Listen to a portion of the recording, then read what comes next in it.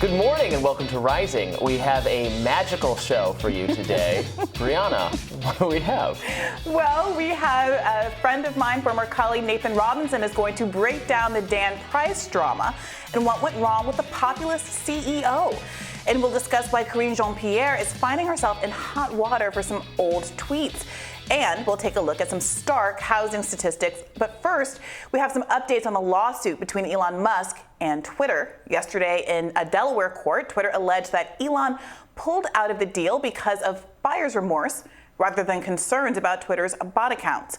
More specifically, the tech giant is pointing to texts between Musk and one of his bankers, wherein Musk asked the banker to slow down the deal process until after Putin gave a speech the following day about Russia's invasion of Ukraine. Quote, "It won't make sense to buy Twitter if we're heading into World War III, Musk said 2 weeks after he agreed to buy Twitter for $44 billion. However, a lawyer for Musk said the characterization of these texts in court was utter nonsense, as the full text change shows. The full text change exchange is expected to be filed on the court docket next week. So, look, I don't know. I think that actually sounds like it could be a pretty clear indication of what Elon was thinking, that he agreed to buy it and then decided he'd rather not. Batya, who co-hosts the show some days of the week, she thinks that, and she argues it pretty persuasively, that she thinks this was a way for him to sell some Tesla stock without spooking other with the markets or other people who invested in Tesla, because he had to share some of it to have enough, or sell some of the shares to have enough money to buy Twitter. If he was just cashing out in general, people go like, "Oh, does Elon not believe in Tesla anymore?" Which is a pretty reasonable argument. It sounds plausible. So many things it could be a confluence of things. Like it's a complicated, multi-gazillion dollar business deal. Yeah. Look, I take Elon at his word that he thinks Twitter is an interesting and important public service that he has some beef with and was interested in changing its policies so that it is more of a public square free speech platform. I think I share a lot of those goals, and I think they're admirable. But for a variety of reasons that are now being litigated, he ultimately didn't want to go through with it. The funniest thing always still being that so many people at Twitter did not want Elon Musk to take over because they're suddenly viewing Elon as a right-wing reactionary Trumpist figure, even though he despises Trump and is not reactionary at all. But they are now suing Elon to make him buy Twitter, which is the thing they said they never wanted to happen.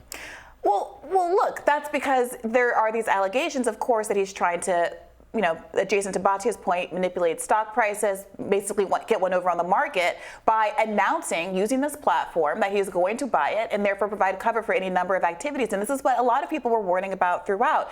There was one critique that was this critique of Elon as a person, and which questions his goals and what he would do with Twitter and whether or not he would make it more authoritarian or something like that, or be more hostile to the interests of the broad left. But then there was this other critique coming from the left that wasn't about these speech issues, but whether or not it was really a good faith effort to buy. And as time goes on, it seems like that second critique is really being validated.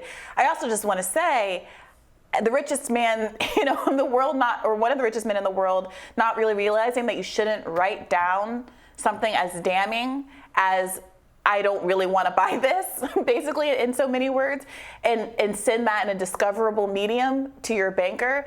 I would hope that he would have better legal counsel, and it's a lesson to everyone to never write down things that are going to be incriminating or could potentially expose you to legal liability, because it will be discovered. Never tweet. How many times do people have to learn that over and over again? Well, before yesterday's hearing, Elon cited a whistleblower complaint from Twitter's former chief information security officer, Peter Zatko, who told Congress last month that Twitter was inadequately dealing with various security issues that could put investors in U.S. national security at risk. Last week, Musk's team subpoenaed Zatko to appear for a deposition this Friday. Zatko also claimed that Twitter does not have an accurate count on bots or spam accounts. And Musk is still maintaining that his withdrawal from the deal is over the fake accounts and the bot accounts. Just last week, Musk tweeted an article from The Australian where former CIA and FBI cybersecurity specialist Dan Woods alleges that 8 in 10 Twitter accounts are fake, which is very high, probably higher than jives with my perception, but I don't know. Yeah, it's difficult because you definitely experience bots, or you definitely experience, I don't know if bot's the right way to characterize it, but swarms of activity that feel coordinated in a way that goes beyond a group of ideologically aligned people. You see certain words and patterns repeated in a way that definitely does not seem organic, oftentimes with bad syntax in a way that, many dozens of people wouldn't be making the exact same error. So when you are a higher profile or a larger account, you experience that. At the same time, the overwhelming majority of my experiences on Twitter are authentic. So it's really difficult to assess, especially because the experience of someone who has 10,000 plus followers on Twitter is very rare. The average Twitter user has fewer than 1,000. I don't know what the average user has.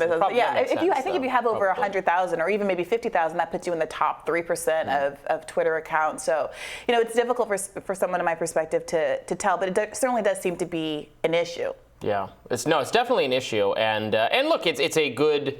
If they misled Elon about what percentage are the bot accounts, like that's his argument, and on some level that is clearly true because we all know it's more than what they said it was. Yeah. So now but he could have known that also ahead of time in all likelihood. Right, before you embark upon a deal, it's kind of a due diligence issue. Look, I do think that there is value in pursuing a legal action that could help to expose important aspects of a company that plays a role as significant as Twitter does, right? I think there is a case for Elon going about this in a way that could potentially expose some real wrongdoing on the part of Twitter. I do think the speech concerns and the lack of transparency about how they make decisions about who to censor, who to covertly censor through shadow bans and things like that is an important one with extreme political implications. However, his kind of failure to follow through on some of that after the deal is no longer going through, the lack of a kind of a principled interest in continuing to push on these issues outside of his acquisition prospects leads me to believe that it wasn't necessarily as good a faith effort as many people hoped it would be.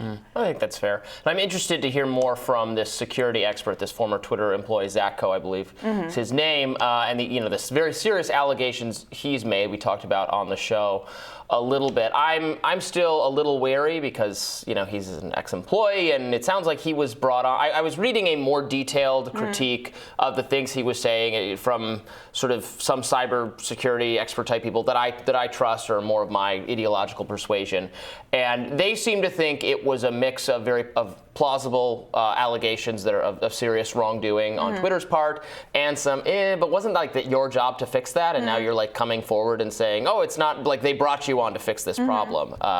So I don't know. I'm interested to hear a lot more from him. I think we're only beginning to kind of understand the extent to which there are serious security. I mean, of course there are serious security problems. Like all of these social media companies have potential security problems because they're compiling information about you. You're giving them information. How many times do you get the notification for whatever tech you're using? It goes, oh, please update. We just realized this whole system is compromised and hackers could easily obtain everything you have. Like that's just to some degree the nature of the beast. Yeah. A problem we're going to be dealing with. Don't send incriminating emails to your banker, and don't send incriminating DMs to anybody at all. Oh, okay. Is that what we're not supposed to do? Well, the case is set to go to trial in October. We'll be keeping an eye on it, and I look forward to your radar, Brianna, coming up next.